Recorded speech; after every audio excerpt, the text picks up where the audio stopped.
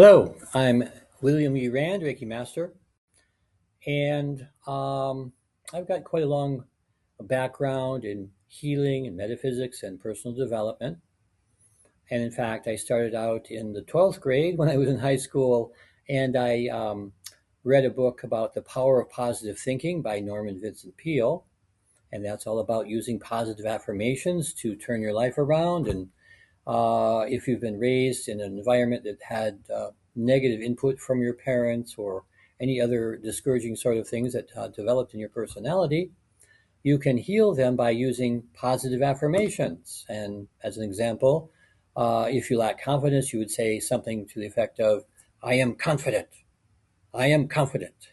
And when you say it, you believe it. You just believe it at that moment, and then it settles in your subconscious and starts to express through your personality. Or I am successful. I am successful. And choosing other positive affirmations like that. And so I learned that in high school. It was very helpful to me. And then after graduation, I learned more about the Rosicrucian Order. And they are an organization that claims to have started in the lost continent of Atlantis. And then later they moved to Egypt and then Europe and finally now in the United States. And they're based in California. And what they do is they send out monographs, which are small booklets, and you read each one. And they're about metaphysics and philosophy and religion and meditation and healing. And the author that created these booklets was very knowledgeable and psychic and quite a healer. And so the booklets and the teachings of the Rosicrucians were quite an in-depth experience for me. So I also was involved with hypnosis and hypnotherapy. I had trouble sleeping, and so I went to a hypnotherapist, and the hypnotherapist helped me. I was able to sleep better, and then I took lessons from him and became a hypnotherapist myself, and was able to make hypnosis tapes and so forth. And I also began to work with past life regression therapy. And I was living in Hawaii at the time, and I flew to the mainland and took some classes with a man named Dick Sutphin and learned how to do past life regression therapy and began doing that. I also was a professional astrologer for 10 years, did horoscopes, and even developed my own type of horoscope chart, which looks like this, called the transograph. And I was able to not only read and understand a person's personality, but also look into the past and the future and describe what has happened in the past and why people may have experienced problems and what lessons were there, and also look into the future and help a person prepare for future events. So I practiced that for 10 years, as I was saying. And I also had the good fortune when I lived in Hawaii of being invited to work with a Hawaiian kahuna. And so not just to take his classes and so forth, which I actually did do, but also work with him and help him solving problems and working with his clients and even working with him and helping him to work through some of his issues as well. So in that process, I learned a great deal about huna and the practice that the kahunas are involved with. So then at that time in Hawaii, also I learned about Reiki and had the good fortune of kind of stumbling into the practice of Reiki. I didn't know a lot about it, but I was able to take level 1 in 1980. And then I was living in Honolulu, and I invited the teacher, Bethel Fay, who had learned from Dakota, to come to Oahu, Honolulu, and to teach the level 2 class, which I was also able to take. And then the level 2 class was very, very important for me because Bethel said basically that, well, Reiki can help you heal bee stings and toothaches and stomach aches and headaches and sprained ankles and things like that. But it can also help you heal cancer, leukemia, heart disease, very serious life-threatening illnesses.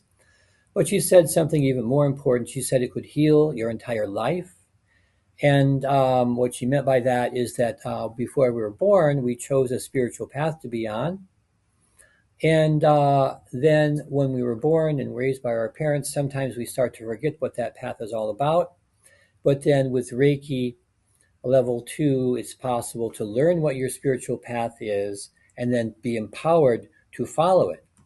And so that's what happened for me when I got level 2. And I was living in a small plantation house in Hawaii. And then a spiritual guide came to me.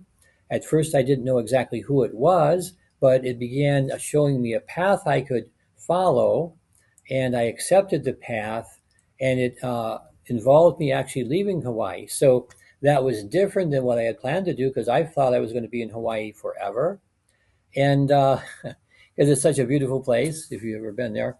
And so, but then I had to move, and now, I was asking Reiki to guide me, and so this being then assisted in that process, and I ended up moving to San Francisco for a couple of years, and then finally back to Detroit.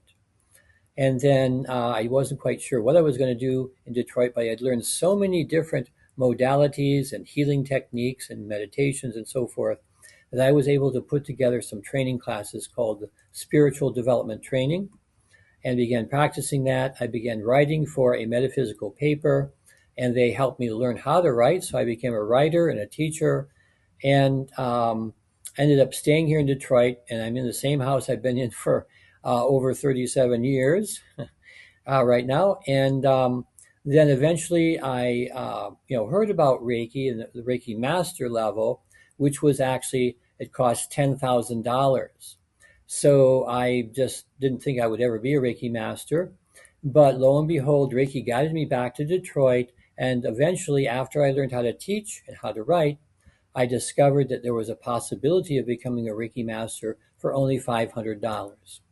At first, I didn't realize, I thought maybe it wasn't the real Reiki mastership, but I talked to the teacher and found out it actually was, and that it was Mrs. Takata, and then Iris Ichikuro, then a man named Arthur Robertson, and finally the teacher, Diane McCumber, who I got my master level from in 1989, became a Reiki master, and very easy for me to start teaching Reiki classes. And eventually I ended up studying with 6 Reiki masters altogether. And I followed the guidance of the kahuna I had worked with, who had studied with 9 other kahunas. And I thought, well, why not do the same thing with Reiki, which I did. And as I was saying, I'm now teaching all over the world. And when I first received Reiki, the energy spoke to me and said, this energy can be developed. And that went right into my mind, my brain. It was like an admonition also, a guidance to actually begin to develop it. So with my background in past life regression therapy, hypnosis, and many, many other healing modalities, I was able to work with Reiki to develop it into a much more complete system. Then also, when I was working with a kahuna, he recommended that a good thing to do is to consult with a clairvoyant healer, because they would be able to see your aura and your problems and difficulties and help you heal more quickly. I began doing that. And through that process, then, I began working with a spiritual guide through facilitated by the clairvoyant healer. And this process continued on for some time. And eventually I learned that the guide was Archangel Michael. And then I was guided to, like I say, come back to Michigan, to Detroit. And also my guides have also been Jesus and Kuan Yin. And now I'm working with a new guide. Her name is Sophia. And Sophia was actually present at the creation of the universe. And so she's now working with me over the last several weeks, and the energies are becoming even more powerful. So I also, in the past, I developed the Usui Tibetan style of Reiki in 1990. And then later in 1983, I developed Karuna Reiki. And in 2014, the Holy Fire style of Reiki, which I'm still teaching, and which has gone through a number of different developments. I first taught Reiki in Hong Kong in 96, and there was quite a long period of time. And then last year I was back teaching, and I'm going to be teaching in Hong Kong again this year. I teach in English, which is then translated to Cantonese and Mandarin. And it's very familiar to me to be in Hong Kong and Asia, because I've had many past lives back there, and I'm very happy to return. So I look forward to having you in my class if you decide that that's the path for you to follow. And I thank you.